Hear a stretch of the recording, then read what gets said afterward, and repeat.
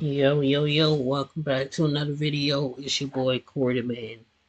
We back in here. YouTube stay like updating settings. Like they just updated setting on one of my videos. They say you are 18 or younger, you can't view this video or unless you're 18 and above and maybe I'd say signed in. It wasn't even a recent video. It was like 2K22. And that video came out a long time ago. I think I was in a party chat. And you can never tell them to be, yo, don't say that, bro. That if you on a like a party with someone, you say, yo, don't say that. I'm trying to stream right now. Well, they gonna say it anyway. They might even say even louder and stuff like that. I ain't never tell them not to say something because it was I don't know. I think I was streaming back when I was like at 500 subscribers. I was like, bro, ain't nobody watching me. I'm just out here streaming, bro. I think that video got like 1,000 views too. He had to. I think YouTube had to go in there and say, hey, you starting to get somewhere, so we gotta take you back down. Um, let's get right into it. This video I think is 19 minutes. Don't want to delay it. I really felt like Solo Sokoa could have took Knight's place. They got Jade Are you Cargill, spoiling mansions with Dominic bowling Mysterio. alleys again? I think No. LA Knight. I would Well, have here's the pushed thing. in Solo. Maybe Solo's in the video and they just didn't have time to show it. They got Jade in there too. For The someone who WWE's hasn't even development of aged, stars in the very, entirety of the 2010s was a very complete big. disaster. The company at times would force certain superstars on the fans, while the men and women fans wanted to see in that Cabal. top tier never reached their full potential. Just look at all the stars who felt like surefire things in NXT, only to make it to the main roster and be completely lost, be stripped of their tangible traits, given hard resets, and in many cases, slowly disappear from the company as a whole. The WWE also had their own aspirations, That man especially in the EC3 didn't do 2010s not when the one thing. carryovers from the Ruthless Aggression era were slowly winding down their careers. Pushes given to the Sin Caras, Rybacks, Cavals, Jack Swaggers of the world in hopes to rebuild the roster. But the problem with those guys were many of them couldn't connect with the fans. It was essentially the WWE telling you who to cheer and who to boo. They put stock into people who ended up being busts and couldn't reach that big time potential. Ever since the Ruthless Aggression era came to an end, WWE just could not assemble a multifaceted, skilled, and concrete roster to save their life. Even when they did rebuild their top end stars with the likes of Seth Rollins and Roman Reigns, the rest of the acts were just kinda there. So you had a very top heavy roster that thinned out very quick. But now that's changing. There's finally a rebuild happening within the WWE. Stock is being put into acts that have actually proven that they can hang. The fans want to see these people. The WWE has a new core on the rise, and that I'm happy core is with Jey being Uso. built in an organic way. And one of the guys at the forefront of it is LA Knight, arguably the hottest I act in can't stand this WWE guy. right now, bar I none. hate him. What makes him so Why they special is his promoting him? ability to make fans feel. He can make people laugh. He has You know the he makes me distinct feel? ability to naturally Annoyed, come up with punchy aggravated, zingers and smooth one-liners. aggressive. It's a gift of gab that very few possess.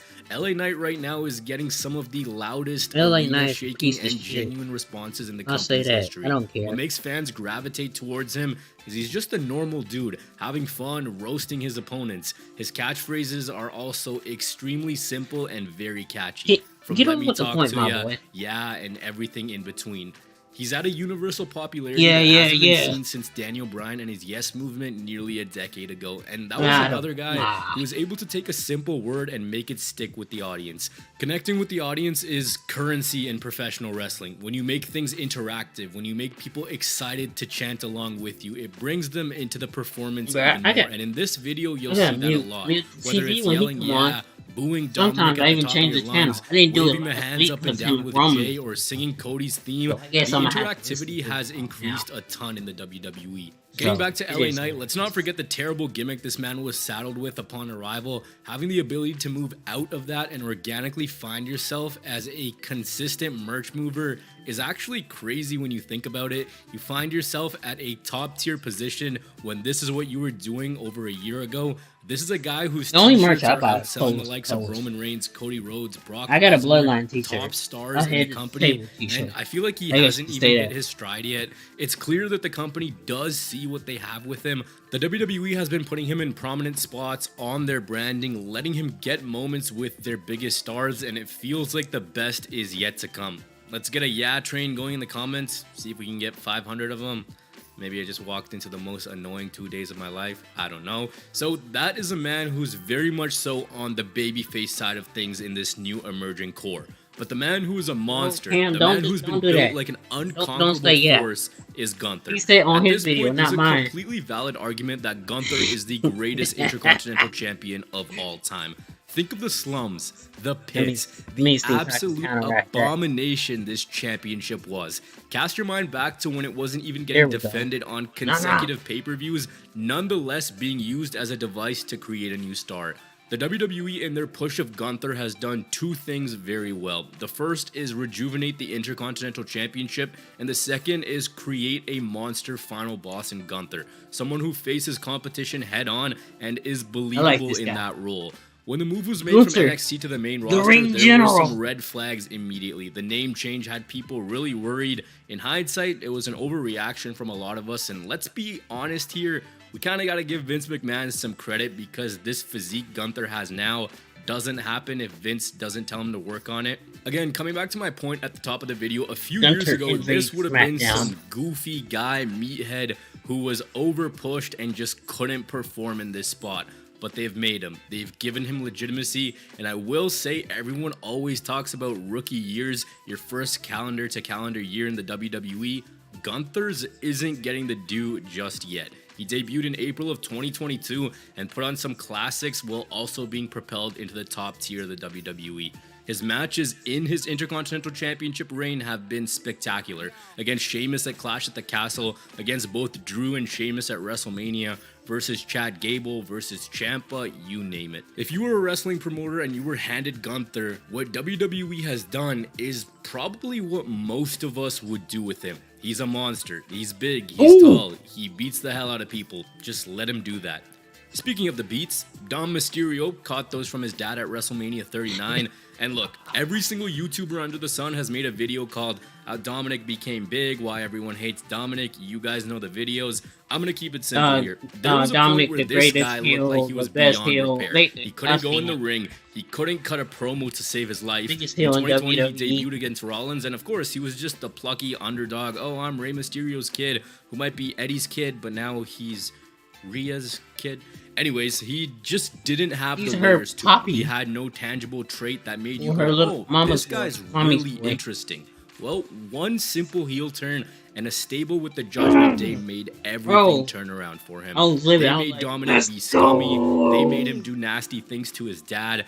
They made him into a cheap heat magnet at times, let's be honest. And now he's slowly finding his way. What a few years ago looked like an extremely forced project now legitimately seems like can be a face of the future and a face of the future for a long time. He's receiving some of the loudest boos. Like, the guy doesn't even say anything. He just puts a mic to his face and he gets drowned out by boos. At 26, does. it seems like there's a long road to go and he'll be with the company for a while. It finally looks like he can make some noise.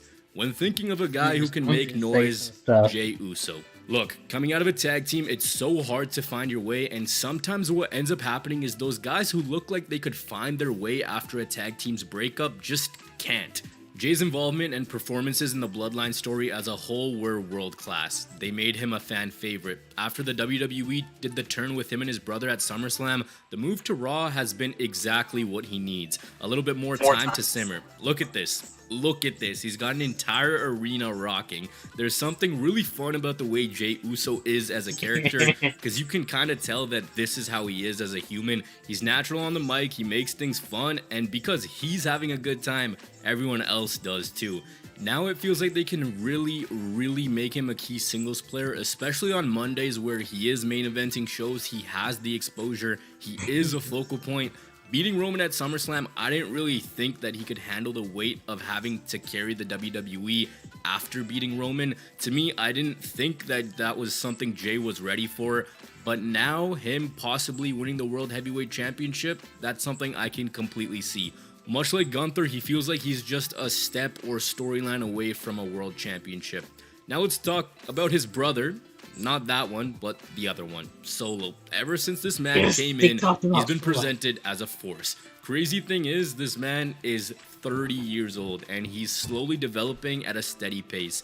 In a year on the main roster, he's lost just 3 times clean. LA Knight, Cody Rhodes, and Jey Uso. The one thing with Solo since he's been with the Bloodline is people haven't been able to see what made him successful in NXT.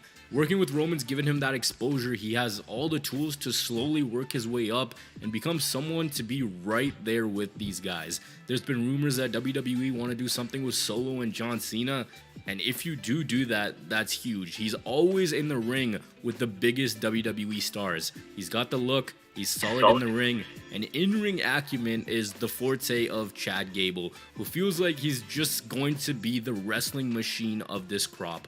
Let me take you back to the slums that were 2019, where the WWE decided to strap him with the name Shorty G, essentially reenacting Buzz Lightyear, and he was made to look like a complete joke. A former Olympian, these guys didn't care. WWE fans knew of the underlying skill that was there. It didn't really come together until his tag team with Otis, which seemed very random, but makes sense because they're good friends outside of the ring, and that chemistry worked wonders. He got the shoosh, he got the thank you over, again, more interaction with the crowd. With him, I feel as though there's more to go. He hasn't really developed as much as these other guys. The push has been pretty recent, and there is still time with him. With the rise of this new era, there's really one guy who's been heavily debated, and that's Austin Theory. For over a year now, he's been in the ring with the biggest stars I'll on be the right back, biggest y'all. stages.